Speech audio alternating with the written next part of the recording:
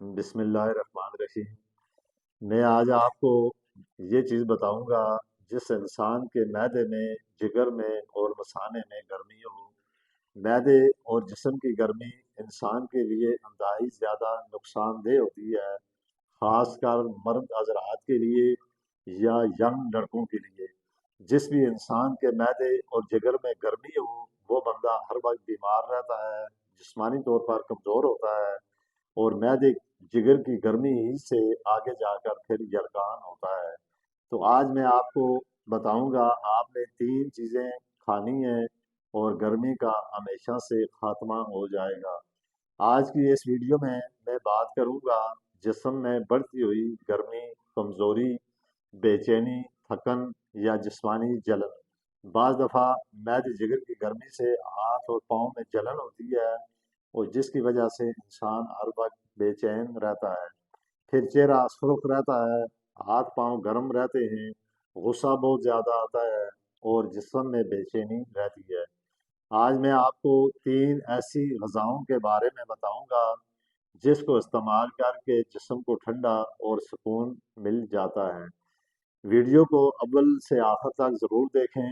اگر آپ میرے چینل پر نئے آئے ہیں تو اس کو ضرور سبسکرائب کریں تاکہ مزید ایسی ویڈیو آپ کو ملتی رہیں۔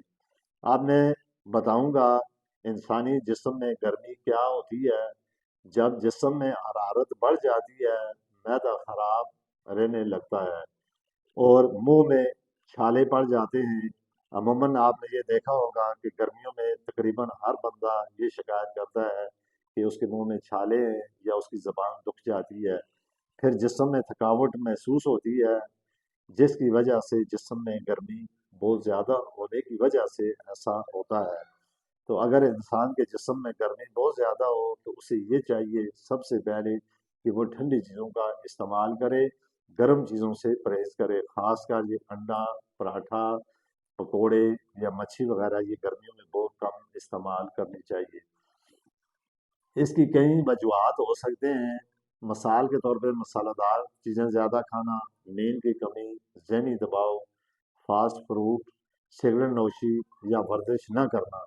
یہ تمام چیزیں جسم کے نظام کو متاثر کرتی ہیں۔ اب میں آپ کو وہ 3 چیزیں بتاؤں گا جس کے استعمال کرنے سے آپ کے جسم کی گرمی کم ہو جائے گی یا جسم میں گرمی ختم ہوگی۔ تو سب سے پہلے آپ نے کھیرے کا استعمال کرنا ہے۔